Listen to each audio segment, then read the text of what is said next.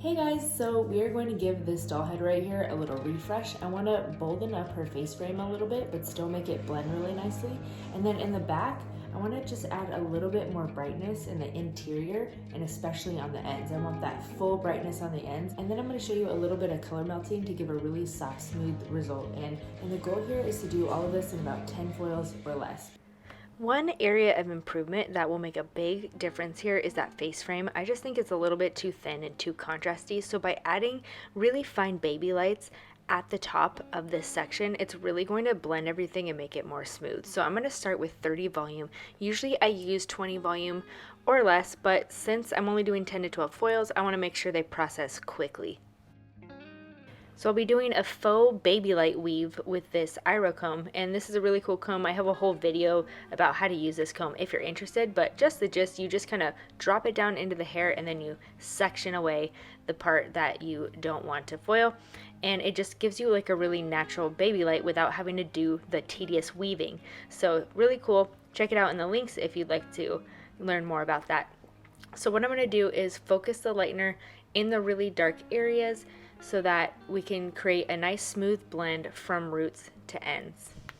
The really fine baby lights at the top leave some dimension at the roots, but also allows the lightener to just gently touch the roots. So you have this really soft dimension and lightness at the top, and it gradually flows in to the bottom, which is a little bit more bold and bright. So it creates just a really nice smooth transition and less contrasty darkness right around the face.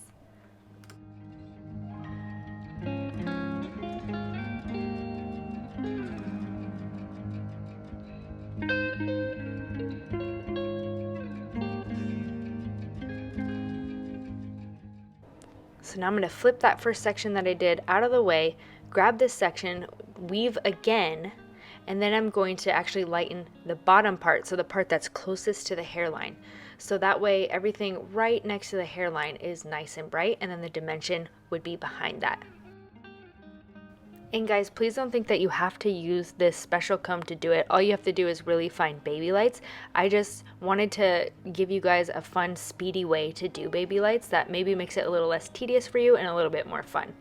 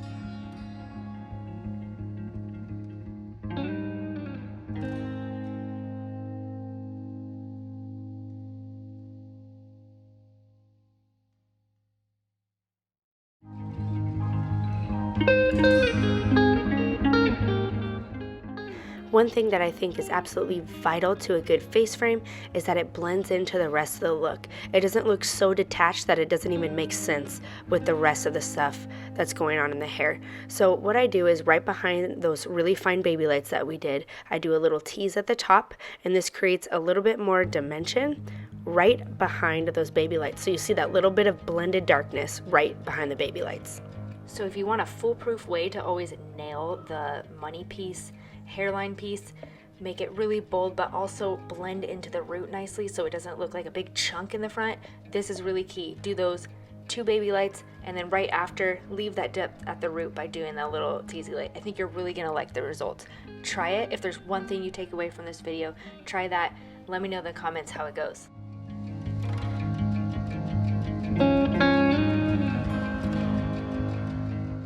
So what you're going to see me do here is actually look through the hair and stop and think before I start placing more foils, because one of my biggest problems, and let me know if this is one of your problems too, is I can have a habitual tendency to just try to fill in everything that I see, not thinking about the end result and kind of zooming out and looking at the big picture and where I really want to see brightness. This is especially a problem for me with retouches. That's why I wanted to show you guys this tutorial so bad, because with retouches I have a tendency to do way too much and I'm like, wait, it should not have taken that long. So really, if you just take a few seconds to kind of stop and look at the big picture, just kind of zoom out and try to think of the end result you're going for rather than just trying to fill in every single gap that you see, you'll actually save a little bit of time. So what I'm going to do here is you're going to see me do a hypothetical, I'm doing air quotes, a hypothetical parting, and then I can just kind of examine it and imagine how it's going to fall. And then I can do that a few times, and then once I have exactly what I'm going to do, then I start going. And it seems like I'm wasting time, but really if I think through it well before I start placing foils, I won't end up doing too many foils. So I hope that makes sense. I just wanted you to kind of see my thought process behind things in real time. And so what I decided is I want to do a zigzag section, and I want to make sure that the part that is close to the hairline is going to get the majority of the brightness. That way, if she puts her hair back, you're going to see some highlights going up into her ponytail.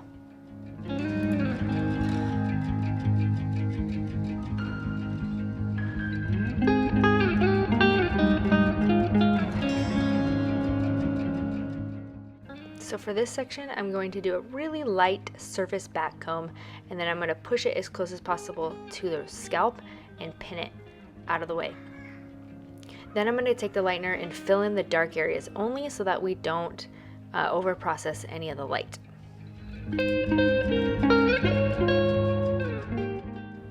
If you guys love my online tutorials, make sure to check out my online education, particularly my Ultra Blended Color course if you really just want to increase your confidence and not have any doubts when you go into foilayage appointments.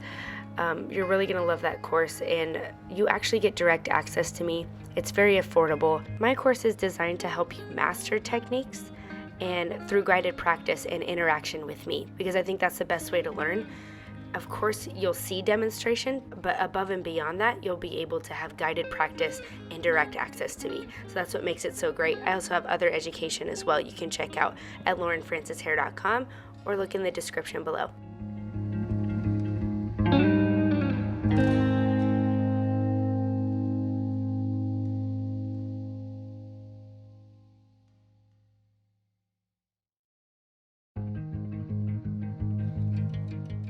So this part I felt right here was just too dark, and it made it so that the highlights that fell on top of it look a little bit too contrasty. So if I could just get these ends a little bit lighter, that's going to make that transition from the highlights, the baby lights that are on top already, those will softly transition into the little bit brighter ends and look a lot less contrasty and more of a smooth transition.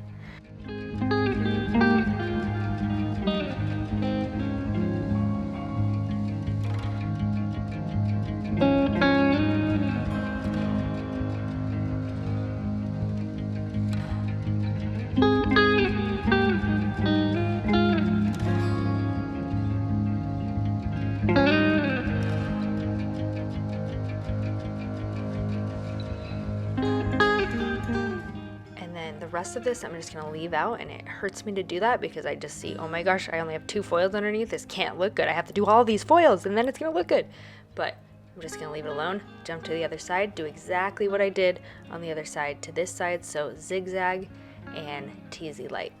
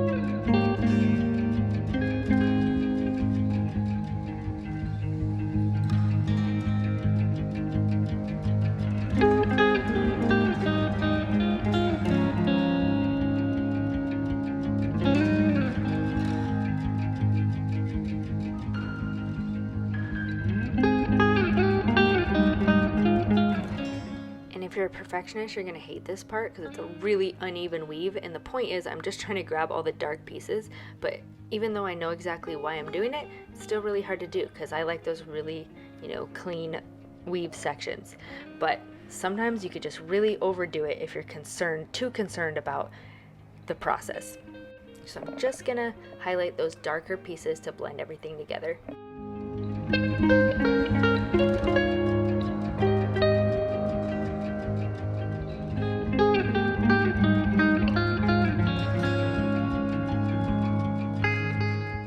And then there's a couple pieces in the back that have almost no liner in them at all, so I want to just at least get those ends a little bit brighter so that those highlights on top that are kind of on the surface of the hair can blend into the bottom and just create that nice smooth transition.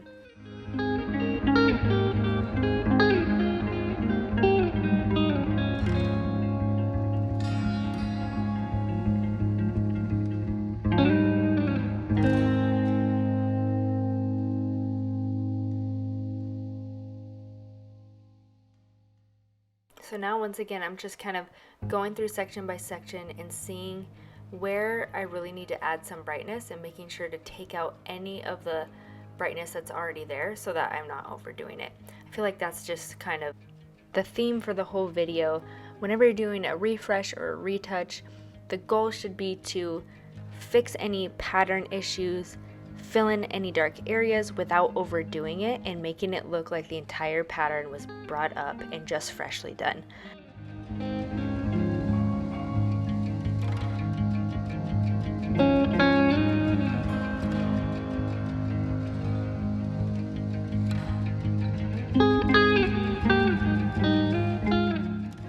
Just a quick tip that'll relieve you of some frustration is if you're dealing with really fine hair or really smooth hair that's hard to tease, just place a clip at the top and that'll prevent it from falling out easily.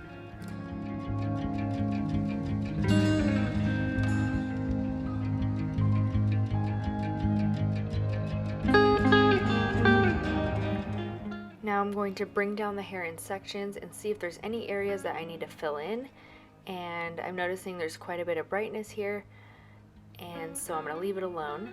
Just kind of lay everything on top of each other, imagine how it's going to fall.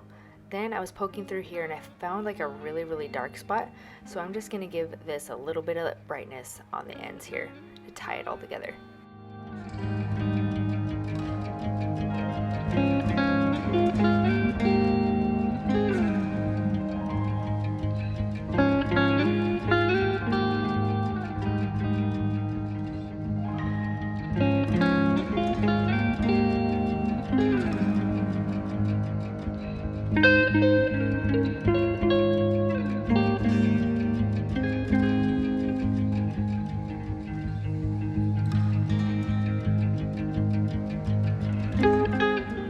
Now I'm just counting all the foils. I believe I did 3 on each side, so that's 6, 2 in the front, that's 8, and then 2 in the back, that's 10.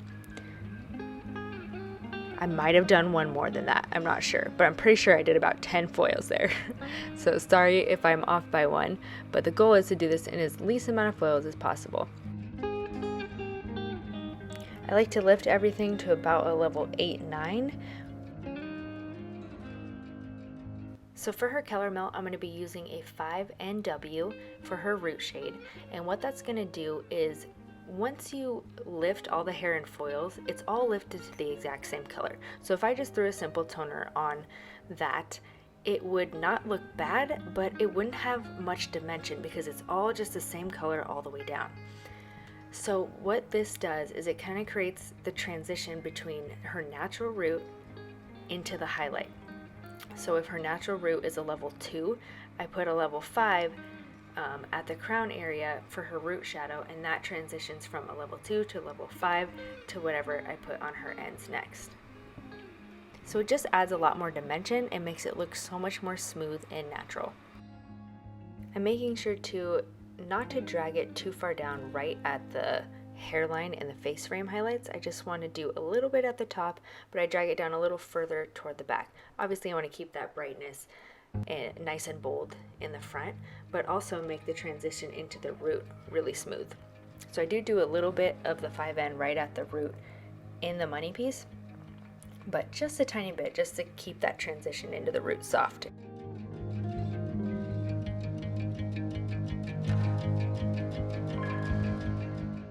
And now I'm going to mix 10 VG with 8 GI equal parts. Both of them are gold violet. What's the difference? VG is violet dominant and gold with the reflective, and then GI is gold dominant with violet reflective. So they're going to cancel out unwanted warm tones without completely dulling warmth altogether.